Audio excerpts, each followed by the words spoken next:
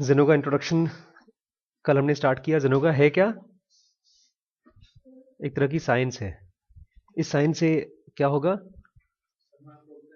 हमारे हमारा अपना प्रोग्रेस होगा। ये किस तरह का प्रोग्रेस है? ये मेंटल प्रोग्रेस है। और जो लोग जेनो का नहीं करते हैं, क्या उनका प्रोग्रेस होगा? हाँ, उनका भी होगा, लेकिन उनको बहुत बहुत बहुत जन्म लग जाएंगे। वही प्रोग्रेस हमारी जल्दी हो जाएगी। हम्म कुछ ही सालों में हो जाएगा। जुनोंगा हमको सिखाता है how to concentrate our mind by understanding deeper the structures of various parts of the mind and their functions. ये ऐसा ही है जैसे आपको कंप्यूटर के अलग अलग पार्ट्स का मतलब मालूम पड़ जाए, अलग अलग ड्राइव्स का मतलब मालूम पड़ जाए, अलग अलग वेबसाइट्स का मतलब मालूम पड़ जाए। जब मालूम पड़ जाएगा, उसका यूज मालूम पड़ जाएगा, तो we will be able to use your computer more efficiently. Similarly अलग अलग portions of the brain and mind, अगर इनका स्ट्रक्चर मालूम पड़ जाए और इनको कैसे यूज करते हैं, कैसे ऑपरेट करते हैं, ये मालूम पड़ जाए, तो हमारी एफिशिएंसी ब्रेन की बढ़ जाएगी। ठीक है। कल हमने डिस्कस किया कि हमारे यहाँ 4 सेक्शन होते हैं। 4 सेक्शन में सेक्शन 1 एंड 2A एक तरह का है, सेक्शन 2B 3 और 4 एक तरह का होता है। इन दोनों के बीच में एक बड़ा सा गैप होता है, उसको हम बोलते हैं नो मैंस लैंड या गल्फ। इसको नो मैंस लैंड इसलिए बोलते हैं बिकॉज इसमें गुरु या कोई हेल्पर या कोई चमत्कारी शक्ति आपको हेल्प नहीं कर सकती। तो आप जाकर के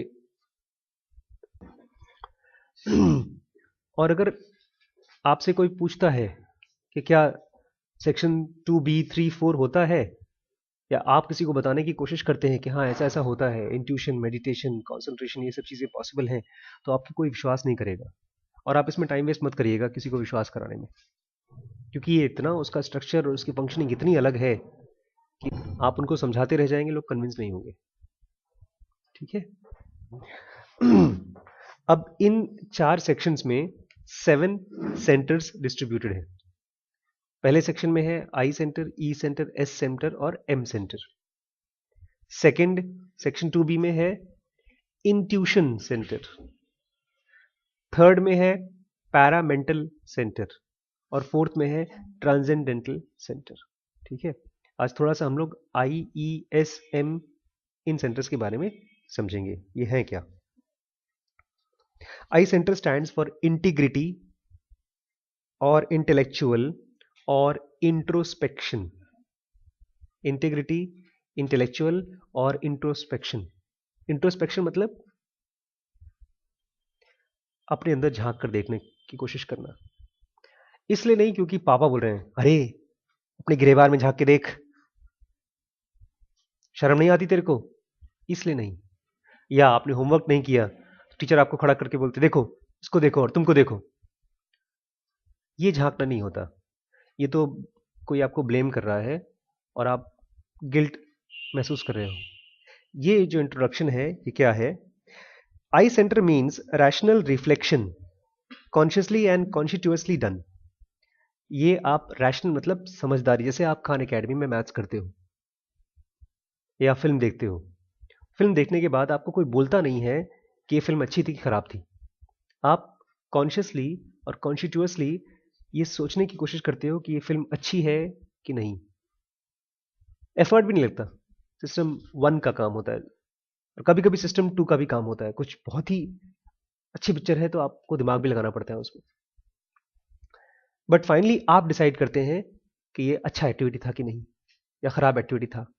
तो that is consciously rational introspection, reflection, कि आप बाद में जाकर के बैठ के देखें कि यार फॉर एग्जाम्पल आप यहाँ से जा रहे हैं, 2 महीने हो गए, 3 महीने हो गए, और पेरेंट्स पूछते हैं कि यार वहाँ जाते हो सर के पास, कुछ फ़ायदा वायदा होता है? तो इस क्वेश्चन पे आप तुरंत हाँ बोलने से पहले बोले आप रुकिए, मैं कल तक सोच के बताता हूँ। या किसी ने आपको बोल दिया कि अच्छा, आप अपने सारे 3 महीने के अंदर में जो भी एक्सपीरियंसेस आपके हुए हैं, अच्छे या बुरे, उसको ट्राई करिए, जॉट डाउन करना, लिख करके लाइए। तो आप उसको रैशनली सोचेंगे, इसमें अच्छे अच्छे एक्सपीरियंस क्या थे, खराब क्या था। तो इसको बोलते हैं आई सेंटर एक्टिविटी। इसका डेफिनेशन है, it's M, I centres M is knowledge through a balanced mind as well as a decision arising therefrom. एक समझदार दिमाग से डिसीजन लेना, नॉलेज लेना, उसके बाद डिसीजन लेना। जैसे मैंने आपको बोला, आप आ गए, मैंने अर्पण को भी बोला आने के लिए, अर्पण नहीं आए, तो उन्होंने नॉलेज और डिसीजन आई सेंटर से नहीं लिया। कहां से लिया? अलग सेंटर से लिया, अभी डिस्कस करेंगे। This centre as we call it is known in Sanskrit as इहा। उसको संस्कृत में क्या बोलते हैं? इहा। और उसका एग्जैक्ट मतलब होता है अ विल टू नो। छोटा बच्चा होता है, एकदम छोटा बच्चा, वो खोदेड़ता रहता है हर चीजों को, छोटी छोटी चीजों को। दो कारण से, एक तो उसकी उंगलियों को रिफ्लेक्स होती हैं। रिफ्लेक्स मतलब मसल्स और नर्व्स, ये सब चीज ग्रो करना चाहती हैं, तो जब उसमें एक्टिविटी रहेगी तब वो ग्रो करेंगे। तो एक तो उंगलियों को फिडल करने के लिए, और दूसरा उसको इच्छा है जानने के लिए, इसलिए छोटे बच्चे बहुत क्वेश्चन पूछते हैं, क्यों, कैसे। शीश बार बार पूछता रहता है, ऐसा क्यों है, ऐसा ऐसा कैसे होता है, ये क्यों बोल रहा है, वो क्यों बोल रहा है। तो ये क्यों है? इट इज बिकॉज ऑफ इहा, या तो अ विल टू नो। हमारे ब्रेन में एक खास सेंटर है जो जानना चाहता है हर चीज को। Meaning the conscious and programmed analysis, हर चीज का प्रोग्राम्ड एनालिसिस करता है, undertaken with the view to acquire exact और integer knowledge of a thing. Maths में इंटीजर होता है ना, इंटीजर इंटीजर 1.1 इंटीजर है कि नहीं? 1 इंटीजर है, 1.1 डेसिमल है। इंटीजर मतलब होल, कंप्लीट, अधूरा नहीं। तो आई सेंटर जो काम करता है, it wants to know complete thing, integer knowledge, knowledge of a thing, problem or situation solely or predominantly by means of unbiased reasoning. Reasoning मतलब तर्क। A is equal to B, B is equal to C, so A is equal to C, ये तर्क है। आपका सारा mathematics reasoning है, आपकी most of the science reasoning है। अनबायस्ड रीजनिंग क्या होता है? बायस्ड वर्ड बहुत बार आएगा। अनबायस्ड रीजनिंग होता है पक्षपात के बिना रीजनिंग। जैसे अगर आप अर्पण को या निशान को पूछें कि क्या सर के यहाँ जाना अच्छा लगता है, वो सीधे मना कर देंगे, सोचेंगे विचारेंगे नहीं। ये बायस्ड रीजनिंग है। बायस्ड रीजनिंग मतलब यार वहां जाकर के सर बोर करते हैं। अगर आप उनसे पूछें कि सर क्या पढ़ाते हैं, मुझे नहीं पता, अगर वो उन शब्दों को, इन इनसाइट्स को बताएं और ये जस्टिफाई करें कि ये तो सब जगह सुनते रहते हैं, तब उसको बोलें कि गलत है, तब शायद वो अनबायस्ड रीजनिंग हो।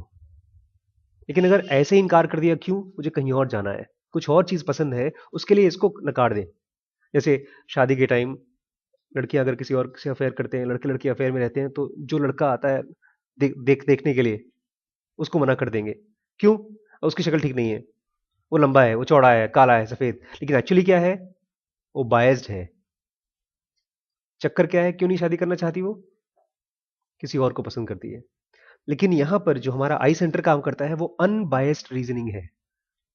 इसमें कमाल है, पता है, अगर आप एक क्लास में बैठे हैं और टीचर ने आपके साथ कोई ज्यादती की और उसमें आपकी भी थोड़ी बहुत गलती है, चाहे किसी और को पता हो चाहे ना पता हो, आपके दिमाग को मालूम होगा कि मेरी गलती है। इसी को बोलते हैं अनबायस्ड रीजनिंग। जबकि ई सेंटर में जब पहुंचेंगे आप, तब देखेंगे वो आपकी गलती को छुपा ही देगा, बट आई सेंटर खट खट खट खट करके आपको बताता रहेगा कि यहां पर आपकी गलती थी, यहां पर उसकी गलती थी, यहां पर इसकी गलती थी, और इसको ऐसे से ठीक कर सकते हैं। So unbiased reasoning, this centre governs all which in yoga और Vedanta falls under the domain of sattva. 3 गुण कहे गए हैं गीता में। भगवान कृष्ण ने 3 गुण बताए हैं, सत्व, रजस और तमस। तो उसमें जो सबसे प्योर गुण माना गया है, उसको बोला गया है सत्व गुण। वो आई सेंटर की एक्टिविटी है। ठीक है। यहां पर सत्व से सत्य मत समझिएगा, ट्रुथ, सच बोलना चाहिए, ऐसा नहीं है। यहां पर सत्व से समझिएगा काइंड ऑफ लाइट। लाइट क्यों? जब लाइट जलती है तो हर चीज दिख जाती है। ऐसे ही आपके ब्रेन में जब आई सेंटर एक्टिविटी करती है तो आपको मालूम पड़ना शुरू हो जाता है। आप देखेंगे, जैसे मैं आजकल जो बुक लिख रहा हूं, जब मैं रात को लिखने जाता हूं तो जब वर्ड्स लिखता हूं तो और उसको किसी को पढ़ाता हूं तो उसमें ढेर सारी स्पेलिंग मिस्टेक्स होती हैं, ग्रामर मिस्टेक्स होती हैं, और अगर मिस्टेक्स ना हो फिर भी कंफ्यूजिंग होती हैं, सिंपल नहीं होती। लेकिन वही चीज जब मैं सुबह सुबह लिखता हूं तो बहुत सिंपल होता है और कम मिस्टेक्स होती हैं। क्यों? बिकॉज सुबह के टाइम आपका आई सेंटर ज्यादा काम करता है, प्रोवाइडेड आपको जबरदस्ती उठाया ना गया हो। तो ये आई सेंटर है। I centre is that hypothetical spot in the brain which consciously commands reason and guides our thinking. छोटा सा डेफिनेशन है कि आई सेंटर हमारे ब्रेन में वो हाइपोथेटिकल स्पॉट है। अगर कोई पूछता है हाइपोथेटिकल मतलब, बोले भैया अगर खोपड़ी तोड़ोगे निकालोगे तो आई सेंटर में निकाल नहीं पाऊंगा कि यहां पर है। वो पूरे ब्रेन में डिस्पर्स्ड है, सब जगह पर है। जैसे सेल्स सब जगह होते हैं, ऐसे ही पूरे ब्रेन में अलग अलग जगहों पर है। और वो करता क्या है? रीजन, तर्क करता है और हमको हमारी थिंकिंग को गाइड करता है। क्लियर? यह है आई सेंटर। तो अगर एक सेंटेंस में पूछा आई सेंटर क्या है, आई सेंटर मतलब सही सही जानकारी और वहां से निकले हुए डिसीजन। ठीक है। अब E centre. E centre is evocative of emotion. Evocative मतलब पैदा करने वाला, जगाने वाला। द फोकस और the point to which an emotion keeps all attention divided. ये हमारे ब्रेन में वो जगह है जहां पर हमारा सारा अटेंशन खींच के लाया जाता है, अपने आप ही ले आता है ये। द एबिलिटी और propensity of emotions to corner और divert attention to themselves. E centre वो सेंटर है जिसके अंदर है एबिलिटी खींचने की या हटाने की, हमारा कंसंट्रेशन किसी भी इमोशन से या किसी भी इमोशन से के नजदीक या दूर। वही बोल रहा है, एबिलिटी टू कॉर्नर, एक जगह इकट्ठा करना, या डाइवर्ट, कि आप पढ़ाई कर रहे हैं, बोरिंग पेज आ गया तो आपका दिमाग डाइवर्ट हो जाएगा। वो कौन करता है? ई सेंटर करता है। और उसी में अचानक कहीं से कोई इंटरेस्टिंग चीज आ गया तो आपका माइंड